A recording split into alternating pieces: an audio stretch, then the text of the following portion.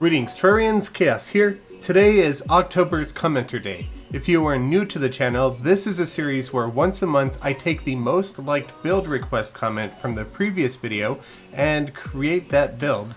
If you all like what you see today, please consider subscribing to the channel and leaving a like and a comment. It really helps the channel grow. Also, be sure to leave a comment on this video what you would like to see for next month's Commenter Day. Quickly, I wanted to thank you all very much for the overwhelmingly positive response that you gave me from my previous video. You all were so extremely supportive, and I can't tell you how much that means to me. And a massive thank you to all of my new Patreon supporters as well. This month's top comment was from Callandor, who requests a functional yet good-looking Underworld build, something that ties nicely into a bridge for the Wall of Flesh fight. Something that really caught my eye in this comment was the phrase forward base. Now, I know they probably meant just having a bed and storage area next to the boss arena and the elevator, but this sparked an image of a fight between the demonic realm and people who have tunneled in from the surface. So, today I will be creating that small forward outpost that I envisioned. I have already cleared out an area to work with, and the first thing that I'm going to be doing is using T-Edit to landscape a nice looking area for me to build in. Okay, so the initial landscaping is now done, and as you can see around the elevator itself, the Underworld has got a bit of a facelift. A lot of this is done in T-Edit and will be required to use mods or T-Edit because I have a bunch of unobtainable walls placed here in the background. You can use mods to get these as well, but I used T-Edit to make it easier on myself since I don't have the mods already. Around that we have some black painted sandstone just because I really like the way that the texture looks. And then inside of it we have some stone block that's been, I guess, planted with the lava moss using the Staff of Regrowth. And it's got some of the grass sprouting on top of it already. Now, the lava background wall that I used here, these little red bits that you see, don't actually give off a glow themselves. To give a glow to the area a little bit more, because the lava moss does give a little bit of an orange glow, but I wanted a bit of a more of a reddish glow, so I do have some black painted gem spark blocks in certain parts of all of these underground areas. And then down here, I have the area where I'm going to be building the base itself. And there's going to be a tunnel here where the bridge is going to connect off to one side, maybe using a minecart track, and then it's going to go underneath this tunnel and then off to the other side for more extension to the bridge, with some builds being both on top and up here at the very top. So what I'm thinking I'm going to be doing for this is to have a kind of medieval look to it, and I'm going to try and make it look like it's a religious faction of some sort that's battling demons. And then over here, once that's done, I think I'm going to add something demonic, maybe even tear down this or build it over here. I'm not quite sure yet. I'll figure that out after I get started on the main camp. So the first thing that I'm going to do is add the main outpost up top and then add some fortifications on either side. At the bottom of the elevator shaft, I added a cart for the elevator itself. As you may have noticed at the beginning of the video, on the surface there's some fancy looking elevator pulley work going on, and I wanted to make it look like there's actually something at the bottom that would be hoisted up and down. Obviously, since this is Terraria, these blocks are static and can't move, but I think the appearance and the effect that it gives off is pretty nice anyway, and you could still catch the rope to prevent fall damage, since there's nothing else down here to break your fall. On the platform with the elevator, I decided to throw some supplies down, so we have some fishing crates, a barrel, a spare cannon, and I'll be using cannons on the two guard towers on either side of this build, which haven't been made yet, so I'll get to that later in the video. And then for this torch here, let me just move the cannon. We have some white painted lead fence with some brown painted shadewood fence, and then we have some gray painted spooky wood platform. And on top of that, we have an ichor campfire. The reason I used that is because I wanted this to have kind of a glow, a golden glow to it. All of the light sources here are going to be golden because I'm kind of picturing a religion focused around light or sunlight. So the ichor campfire gives off this really nice yellow light. However, the campfire itself is red. I end up painting it gray to get rid of that, but I only paint the bottom half of it so that it only paints the campfire itself and not the actual flames. If I were to paint up here, the flames would turn white, and it's not exactly what I'm going for, so I just paint the bottom half of these to keep that golden hue.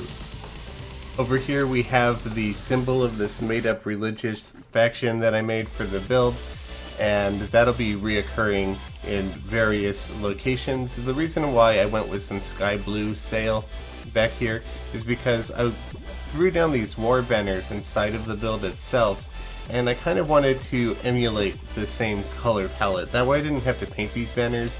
They don't look very well if you paint them because it just gets rid of a lot of the detail and the texture within the banner itself, so I prefer not to paint these if at all possible. I also wanted the walls of this stone building to be a little bit different. Originally I was going to be making wooden buildings to make it look like this was thrown together really quick and it's very patchwork, but then I got to thinking that that might not be such a great design for an encampment when your enemies are prone to throwing fire and flames. So I went with stone, but I didn't want to go with my normal stone wall pattern, so what I ended up doing was just taking some ebon stone brick, and then I made it 3 wide, and then I just hammered segments of it to give it that pattern that you see here. So if I hammer it like this, and then do the same thing over here, you see we end up with the pattern that we have in here. In between those, I'll knock out a piece and place some dynasty wood, and then I'll just repeat the pattern. And then in between those, I place some rich mahogany fence. And then I'll be painting everything in here, including the fence, gray, except for the dynasty wood, because it's pretty dark when you paint it gray, and it doesn't quite match all of these stone tiles around it. As you see here, it's fairly dark, so I end up painting those white. And that's how we get the wall texture over here within this build. So this is kind of the command center of the entire place. It is a valid NPC house. As you can see, the guide has already moved in because he's the only option, but probably because he also likes being in the Underworld. Over here, I am going to be connecting a barracks system. I also expanded the area that we have to work with here just because I wanted to have a lot more space. I'm probably going to throw in some tents. Yeah, they would be flammable, but they're temporary. I wanted to have kind of one permanent command structure and then some weaker looking temporary structures on either side. And then for the guard tower, for the barricades I'm going to be doing on the sides, I want to do something that looks temporary, or it looks like it was thrown together really quickly. And normally that would be like wooden scaffolding, but again, my brain keeps telling me that these enemies throw fire.